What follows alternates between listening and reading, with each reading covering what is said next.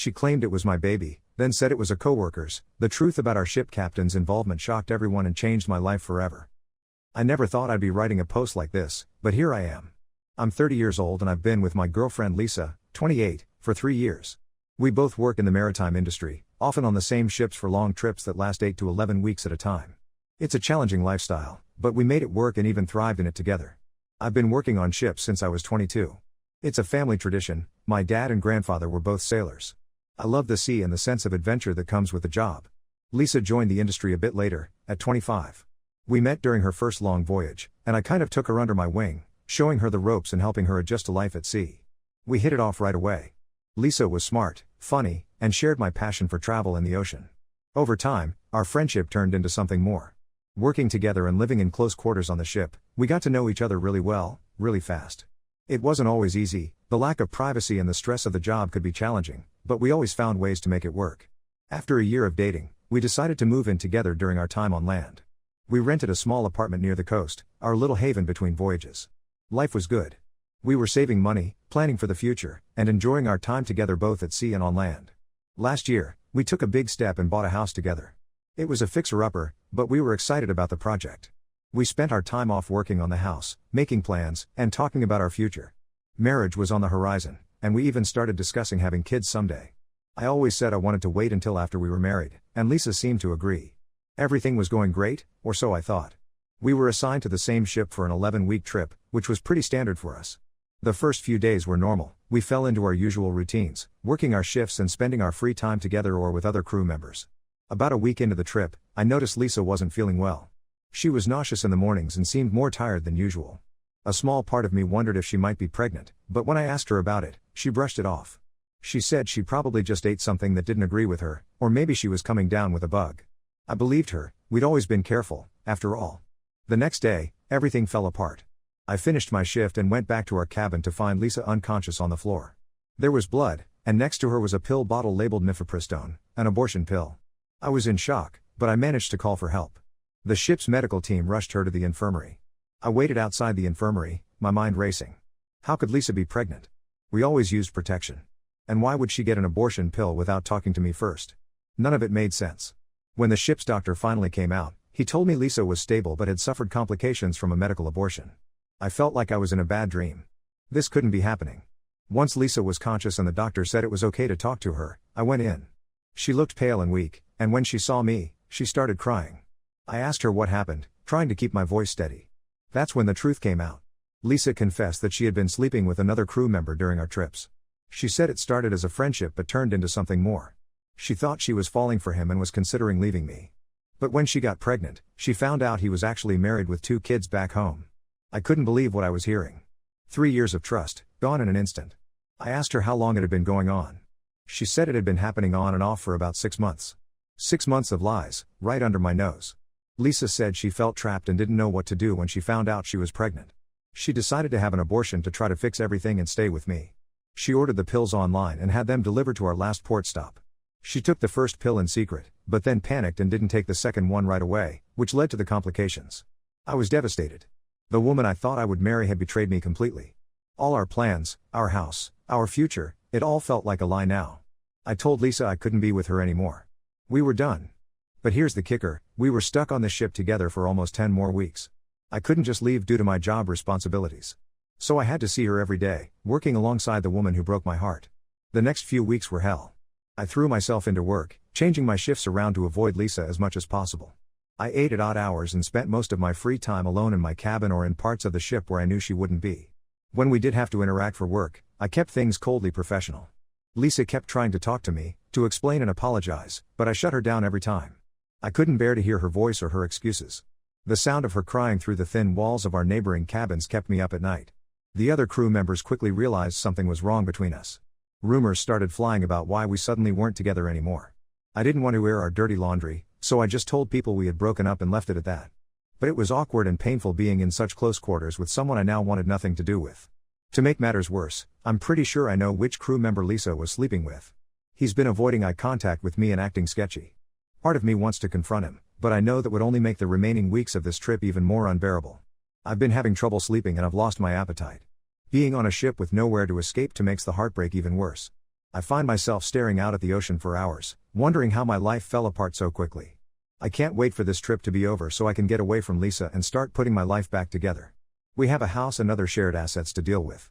I'm dreading those conversations, but I know I need to protect myself going forward. I'm not sure what I'm looking for by posting this. Maybe just a place to vent and process my emotions. If anyone has been through something similar or has advice on how to cope when you're stuck in close proximity to someone who betrayed you, I'd appreciate hearing it. This is the lowest point of my life and I'm struggling to see any way forward. How do I get through the rest of this trip without losing my mind? And what do I do once we're back on land? The thought of going back to the house we bought together makes me feel sick. Should I try to buy her out? Sell it? And how do I trust anyone again after this? Any advice would be appreciated. I feel like I'm drowning here and I don't know which way is up anymore. Update 1: It's been about 2 weeks since my last post, and somehow this situation has managed to get even messier. I appreciate all the supportive comments on my original post. Reading them has been one of the few things keeping me sane as I try to navigate this nightmare. These past 2 weeks have been a blur of work shifts, awkward encounters, and sleepless nights.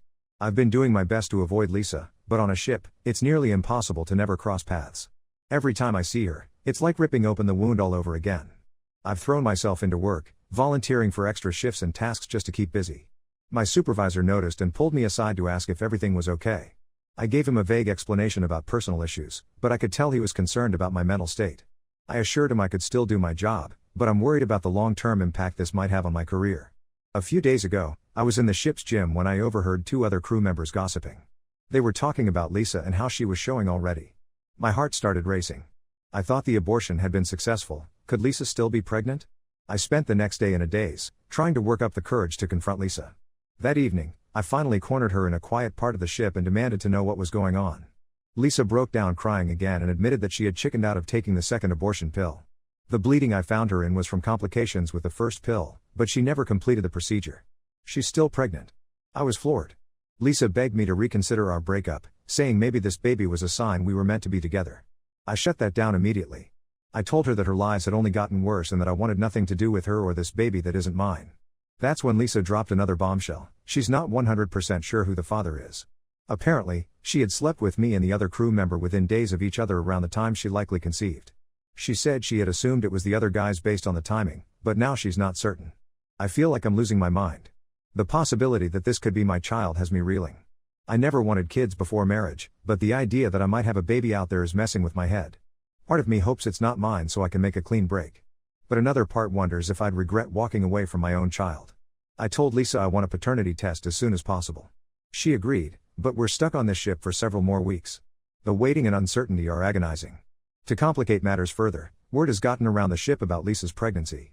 Now everyone is speculating about the father and drama is brewing. The crew member Lisa was involved with is getting nervous, especially since his wife back home might find out. I've started spending most of my free time alone in my cabin just to avoid the stares and whispers. It feels like everyone is talking about me behind my back. Some people have tried to offer support or advice, but most just seem to be enjoying the drama. My work performance is suffering too. I'm distracted and making silly mistakes. Yesterday, I nearly caused an accident because I wasn't paying attention. My supervisor pulled me aside again and suggested I take some time off when we get back to shore. I'm worried about jeopardizing my career over all this drama. I'm also grappling with a lot of conflicting emotions. I'm still incredibly angry and hurt by Lisa's betrayal. But seeing her struggle with morning sickness and the stress of the situation sometimes stirs up the caring feelings I used to have for her. I have to keep reminding myself that she lied to me repeatedly and destroyed our relationship. The other crew member, let's call him Mike, has been acting strange around me. He keeps trying to talk to me in private, but I've been avoiding him. I'm afraid I might lose control if I have to face him. Part of me wants to report him to our superiors for having an affair with a coworker, but I know that would only make the situation worse. I've been thinking a lot about my future in this industry. I love my job and the sea has always been a huge part of my life, but now it all feels tainted. The thought of going on another long voyage after this, possibly with Lisa or Mike or any of the people who know about this mess, makes me feel sick. The next few weeks until we dock feel like an eternity. I don't know how I'm going to make it through without losing my sanity.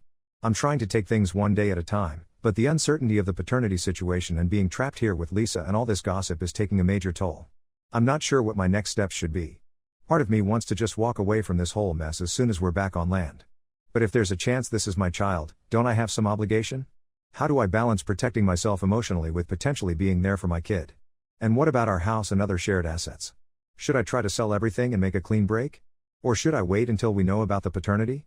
The thought of having to deal with all of this legal and financial stuff on top of the emotional turmoil is overwhelming. Any advice on how to cope for the rest of this trip or what to do once we're back on shore would be really appreciated. I feel like I'm drowning here and I don't know which way is up anymore. Update 2: It's been about a month since my last update, and I'm still reeling from everything that's happened. We finally docked last week, and things escalated quickly once we were back on land. The first thing I did was arrange for a paternity test. The waiting period for results was excruciating. I stayed with a friend, not wanting to go back to the house Lisa and I had shared. I threw myself into work, taking on extra shifts at the shipping company's land office to keep my mind occupied. Lisa kept calling and texting, asking to meet up and talk things through. I ignored most of her messages, only responding to say I'd talk to her after we got the paternity test results. Finally, after what felt like forever, I got the answer: I am not the father of Lisa's baby. I felt an overwhelming sense of relief, but also a strange sense of loss that I wasn't expecting. I had started to imagine what it would be like to be a father, despite the circumstances, and now that possibility was gone. I met up with Lisa to tell her the results in person. She cried and apologized again, saying she had hoped the baby was mine because she still loved me. I told her it was over for good and that I wanted to proceed with separating our assets and moving on with our lives. However, that relief was short-lived. The day after I met with Lisa, I received a call from a woman I didn't know. It turns out she was the wife of Mike, the crew member Lisa had been sleeping with. She had found out about the affair and the pregnancy and was livid. This woman, let's call her Sarah, had done some digging and discovered that her husband had a history of infidelity. She told me that he had gotten another woman pregnant 2 years ago and paid for her abortion to keep it quiet. Sarah was done with his lies and had filed for divorce. But here's where things get even more twisted. Sarah revealed that Mike had a vasectomy 3 years ago. He couldn't possibly be the father of Lisa's baby. I was shocked. If I wasn't the father, and Mike couldn't be the father, then who was? I confronted Lisa with this information, and she completely broke down. Through her tears, she finally told me the full truth. The father of her baby is actually our ship's captain. They had a brief fling at the start of our trip, but he immediately regretted it and told Lisa it could never happen again. Lisa panicked when she found out she was pregnant. She knew how much trouble the captain would be in if anyone found out he had slept with a subordinate. So she concocted this whole story about Mike to cover for the captain. I was stunned. The level of deception was almost impressive in its complexity. Lisa begged for my forgiveness, saying she never meant for things to spiral so out of control. But I was beyond done. I told her I never wanted to see or speak to her again. Word of the captain's involvement spread like wildfire through the crew. He's now facing an investigation and will likely lose his job. The shipping company is in damage control mode, trying to keep the scandal from going public. As for me, I'm left picking up the pieces of my life. Lisa and I had bought a house together, which I now have to figure out how to deal with. Our shared friend group is divided, with people taking sides in the drama. My career might even be impacted by association with this whole mess. I'm angry, hurt, and exhausted. Every time I think I've gotten to the bottom of Lisa's lies, another layer is revealed. I don't know how I'll ever be able to trust someone again after this. The shipping company has offered me some time off to deal with everything. I'm considering taking an extended leave of absence or even quitting altogether. The thought of going back to sea, where everyone knows about this scandal, is unbearable. I've been in touch with a lawyer to figure out how to handle the house and other shared assets. It's a complicated mess, especially since Lisa is now pregnant and unemployed. She was fired when the full story came out. I'm also grappling with whether I should tell the captain's wife about what happened. Part of me feels like she deserves to know, but another part doesn't want to get involved any further in this mess. Sarah, Mike's soon-to-be ex-wife, has reached out to me a few times. We've bonded over our shared experience of being betrayed and lied to. It's been helpful to talk to someone who understands what I'm going through, even if our situations aren't exactly the same. I'm trying to focus on moving forward, but it's hard not to dwell on everything I've lost. The future I thought I had with Lisa, the career I loved, the friendships with other crew members, it all feels tainted now. I've started seeing a therapist to help me process everything. It's early days, but I think it's helping. At the very least, it gives me a safe space to vent all my frustrations and anger. The shipping company has been surprisingly supportive through all of this. They've offered me a position in their land-based logistics department if I want to take a break from sea life. I'm seriously considering it. The thought of going back to sea right now makes me feel sick. As for Lisa, I've heard through mutual friends that she's moved in with her parents. She's keeping the baby and plans to raise it as a single mother. The captain, I've been told, wants nothing to do with the child. He's fighting the paternity claim, trying to save what's left of his career and marriage. I'm still angry at Lisa, but I also feel a strange sense of pity for her. She's lost everything, her job, her relationship, her reputation, and now she's facing single parenthood. It doesn't excuse what she did, but I can't help but think about how different things might have been if she had just been honest from the beginning. I know I need to make some decisions soon about the house and my career, but right now I'm taking things one day at a time. I'm focusing on healing and figuring out who I'm outside of my relationship with Lisa and my life at sea. If nothing else, I hope my story can serve as a cautionary tale to others.